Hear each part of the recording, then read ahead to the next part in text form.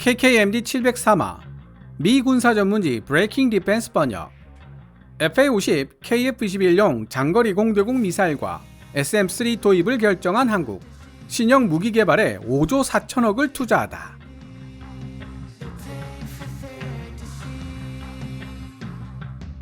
블록 20가 등장하기 전까지 FA-50의 가장 큰 약점으로 여겨지던 부분이 바로 중장거리 공대공 미사일을 통해 이루어지는 시계외 공중전 BBR 능력의 부재였습니다.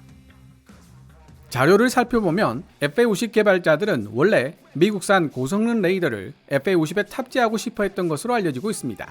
하지만 미국의 거부로 이스라엘 ELM-2032 레이더를 탑재하게 되는데요. 소형 기체에 탑재되는 것들 중 성능 면에서는 나무랄 데 없는 레이더로 알려져 있습니다. 다만 이스라엘과 껄끄러운 관계에 있는 이슬람 문화권 국가에 수출할 때 걸림돌이 될 수 있고 출력이 약해 중장거리 공대공 미사일 통합이 어렵다는 단점이 지적됐습니다. 그러나 미국산 A사 레이더 팬텀 스트라이크가 탑재되면서 저렴하면서도 신뢰성 높은 미국의 중거리 공대공 미사일 AIM-120C를 통합시킬 수 있게 되었는데요. 군사 전문가들은 미국이 FA-50에 AIM-120C 통합을 허용해준 배경에는 러시아 우크라이나 전쟁이 있다는 분석을 하고 있습니다. 유럽에서 러시아를 막는 최전선에 서게 된 폴란드의 요청을 미국이 무시하기는 어려웠을 것이라는 분석이죠. 따라서 향후 북대서양조약기구 나토에 속해 있는 나라들에 판매되는 FA-50 블록 20 혹은 단자형 FA-50에 AIM-120C가 계속 통합될 것이라는 추론은 어렵지 않게 할 수 있습니다.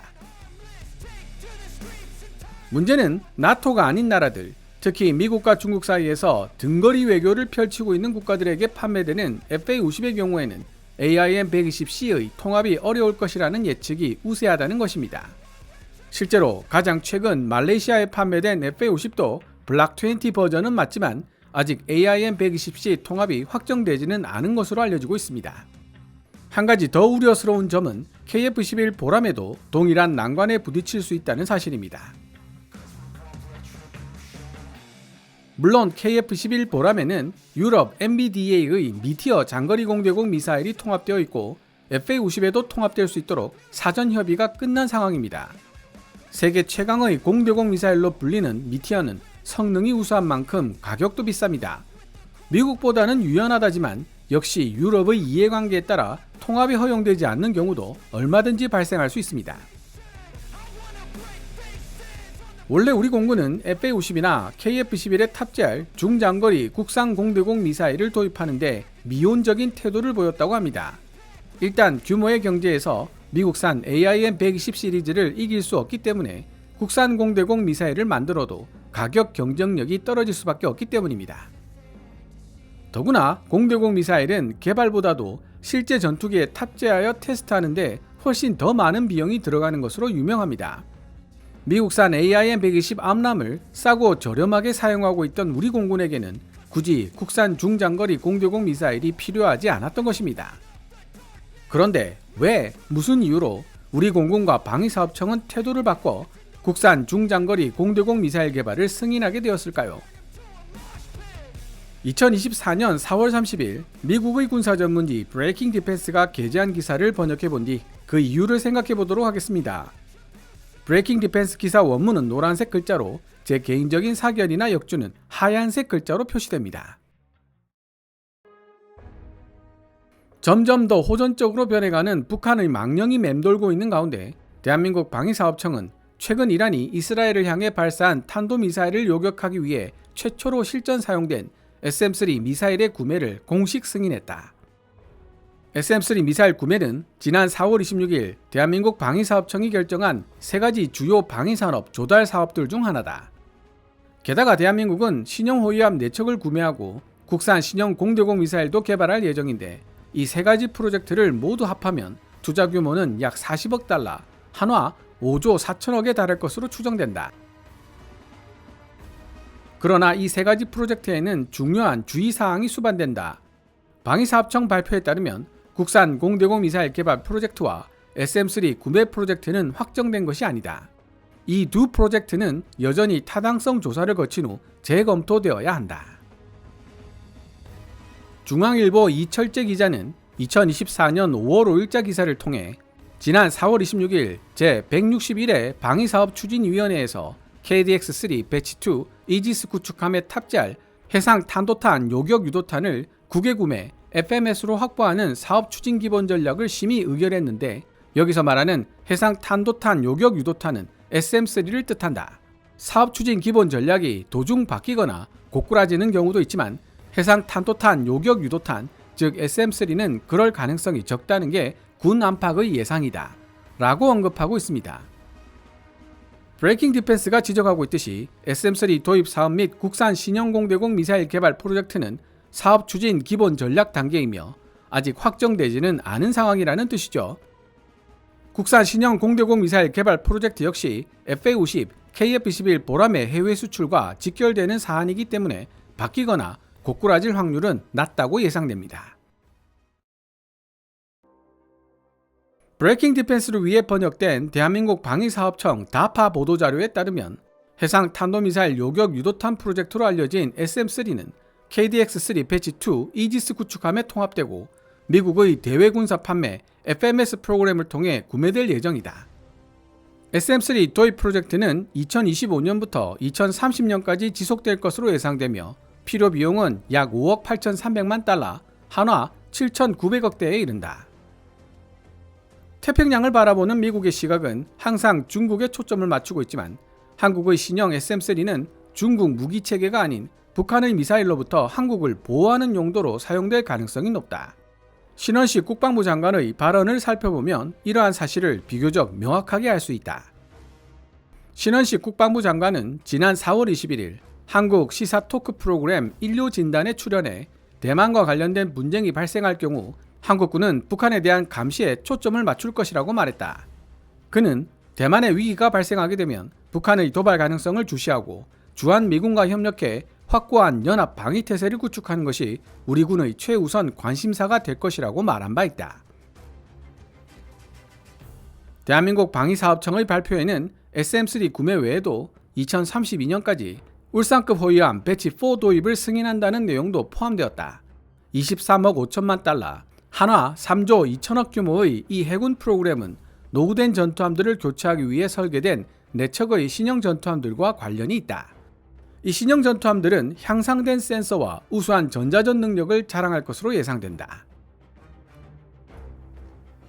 마지막으로 방위사업청은 자체 기술로 개발 중인 KF-21 다목적 전투기를 위한 국산 신형 장거리 공대공 미사일을 개발하는 것을 목표로 하는 약 11억 달러, 한화 1조 5천억 규모의 프로젝트를 승인했다.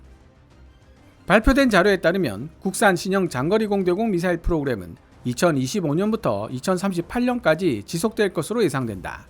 한국항공우주산업은 KF-21 보람의 시제기 6대를 제작했는데 4.5세대 전투기로 불리고 있는 KF-21 보람의 1차 양산 모델은 2026년 하반기에 대한민국 공군에 인도될 예정이다. 대한민국 방위사업청은 한국이 국내 기술로 설계하고 제작한 신형 공대공 미사일이 KF-21의 수출을 촉진하는 데 도움이 되기를 희망한다는 점을 분명히 밝혔다.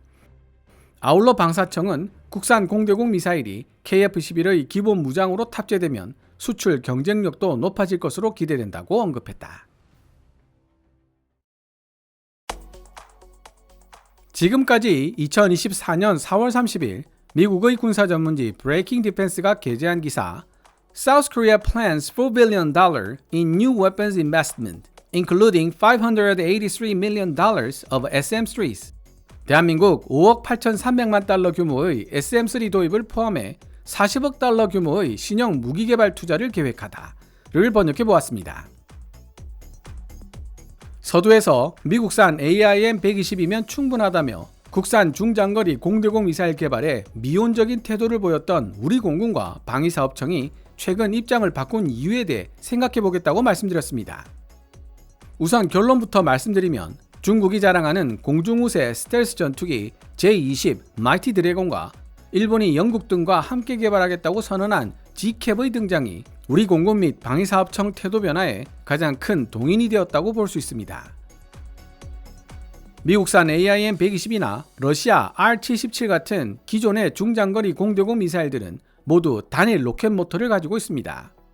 이들은 발사 초기 3, 4초 동안 모든 연료를 소비하여 추진 에너지를 만들어내고 이후 비행은 이 추진 에너지의 의존에 이루어집니다. 따라서 기존 공대공 미사일들은 우수한 기동성을 가진 목표물이 방향을 전환할 때마다 많은 운동 에너지를 상실하게 되고 결국 명중률이 떨어질 수밖에 없습니다. 시계외 공중전 BBR이 보편화된 현대 공중전 시대에서도 KF-21 보라매처럼 기동성이 뛰어난 전투기가 왜 유리한지에 대해 좀 더 상세하게 알고 싶으신 분들은 KKMD 648화 중형 전투기 KF-11이 경량 전투기 F-16CD와 동일한 무장 탑재력을 지니게 된 이유, 전문가가 들려주는 놀라운 KF-11 이야기 편을 참고하시면 되겠습니다.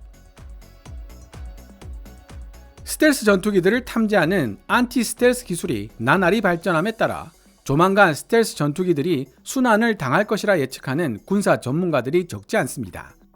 그러나 이러한 안티-스텔스 기술이 발전하더라도 F-22 랩터의 우위는 계속될 것이라는 예상 또한 적지 않습니다. 5세대 전투기에 요구되는 기본 성능 중 하나가 미국 F-22 랩터처럼 애프터버너를 사용하지 않고서도 초음속 비행이 가능한 슈퍼 크루징 능력인데요. F-22 랩터가 최강의 전투기라고 불리는 진정한 이유 중에 하나가 바로 다른 전투기들을 압도하는 에너지 파이팅 능력에 있습니다.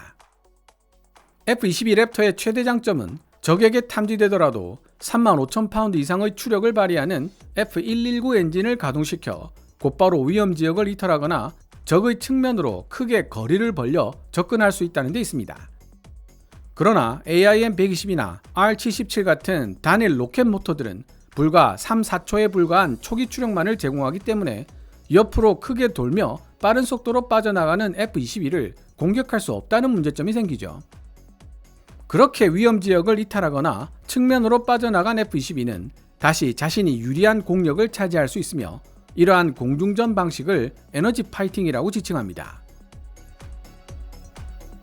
소형 기체인 FA-50도 애프터버너의 도움을 받아야 한다는 제한은 있지만 마하 1.5 플러스 이상의 속도로 기동할 수 있기 때문에 에너지 파이팅이 가능한 기종으로 분석되고 있습니다. 좀 더 상세한 내용을 알고 싶으신 분들은 KKMD 368화 마하 1.5에서 뿜어져 나오는 에너지 파이팅 능력, 미 공군이 FA-50에 눈독을 들이고 있는 이유 편을 참고하시면 좋겠네요. F-22 랩터처럼 강력한 엔진과 기동력을 보유한 전투기들에게는 AIM-120과 R-77 같은 기존의 중장거리 공대공 미사일들이 큰 위력을 발휘할 수 없다는 고민에서 나온 결과물이 바로 MBDA의 미티어 미사일과 미국이 개발 중인 신형 공대공 미사일 AIM-260 JATM입니다. 하지만 이 두 미사일은 접근하는 방식이 완전히 다릅니다. 현재 국산 신형 장거리 공대공 미사일을 어떤 방식으로 만들 것인가에 대한 논란도 결국 미티어 방식으로 갈 것인가 아니면 AIM-260 JATM 방식으로 갈 것인가에 대한 고민이라고 분석할 수 있습니다. AIM-260 JATM은 단일 로켓 모터를 이중 펄스 로켓으로 만든 것입니다. 쉽게 이야기하자면 초기 부스터가 있고 어느 정도 시간이 지난 이후 2단계 연소를 하는 방식이죠. 그렇지만 전체적인 연소 시간이 짧다는 것은 마찬가지이며 사거리 연장에 초점을 둔 방식이기 때문에 고기동 표적에 대응하기에는 적합하지 않다는 단점이 있습니다. 대신 기존 AIM-120 단일 로켓 모터 기술을 그대로 응용할 수 있어 개발 및 생산 비용이 저렴하다는 장점이 있고요. 그에 비해 덕티드 램젯 방식으로 만들어진 미티어는 연소에 필요한 산화제를 공기 흡입을 통해 해결하므로 연료 탑재량이 3배 이상 늘어나고 제한적이지만 추력 조절도 가능해 기존 공대공 미사일보다 훨씬 긴 사거리는 물론 종말 단계까지 비행 속도를 계속 유지할 수 있다는 장점이 있습니다. 실제로 MBDA는 고도 3km에서 마하 1.4의 속도로 기동하는 목표물을 타격하는 테스트를 실시했는데요. 초기 연소 단계 이후 추력을 계속 상실하는 기존의 공대공 미사일들과는 달리 덕티드 램젯을 장착한 미티어는 마하 2 이상의 속도로 종말 단계까지 비행이 가능하다는 사실을 밝혀냈습니다. 그 결과 기존 공대공 미사일 대비 미티어 미사일의 회피 불능 구역 No Escape Zone이 200에서 250% 이상 확장되는 결과를 보여줬죠. 국방과학연구소는 향후 KF-11 보라매가 상대하게 될 가상적기를 중국 제20과 일본 G캡으로 상정했을 경우 기존 방식의 AIM-120은 고사하고 신형 AIM-260 JATM으로도 상대하기 어렵다는 인식을 가지고 있습니다. 그래서 2010년대부터 덕티드 램젯 방식의 장거리 공대공 미사일 개발을 주장하고 있습니다. 국방과학연구소는 KF-11 보라매에 장착하게 될 초음속 공대함 미사일, 공대함2 유도탄 개발을 위해 오랫동안 램젯 엔진 분야를 연구해 왔습니다.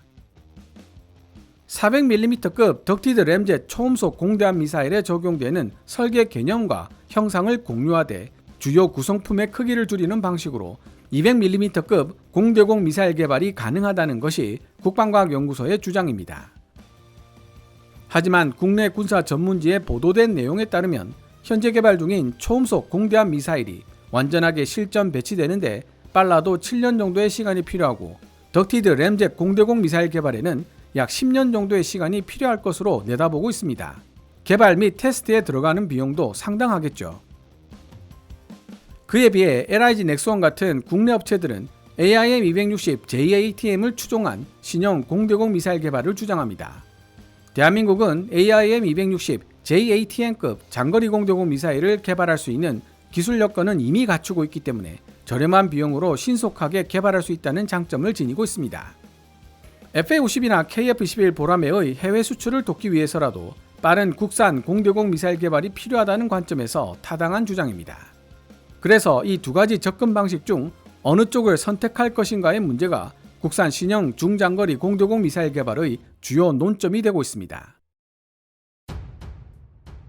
4.5세대 KF-11 보라매로도 중국 제20이나 일본의 지켓과 경쟁할 수 있도록 만들어줄 수 있지만 기술적 위험 부담 때문에 미국과 일본도 함부로 선택하지 못한 덕티드 램젯 기술로 갈 것인가? 아니면 이미 기반 기술을 충분히 갖추고 있지만 향후 등장할 5세대, 6세대 미래 전투기들에 대응하기 어려운 AIM-260 JATM 기술로 갈 것인가? 여러분께서는 이 문제를 어떻게 생각하십니까? 오늘 KKMD에서 준비한 내용은 여기까지입니다. 시청자 여러분들의 좋아요와 구독 그리고 광고 시청은 KKMD의 미래를 위한 양식이 됩니다. 후원 멤버 및 슈퍼땡스로 후원해주시는 고마운 분들의 댓글은 항상 감사한 마음으로 챙겨 읽고 있습니다. 방송되었던 내용들은 KKMD 공식 블로그에서도 만나보실 수 있으니 구글이나 네이버 검색창에서 KKMD를 검색해보시기 바랍니다. 지금까지 시청해주셔서 감사합니다. 캐빈즈 밀리터리 채널 KKMD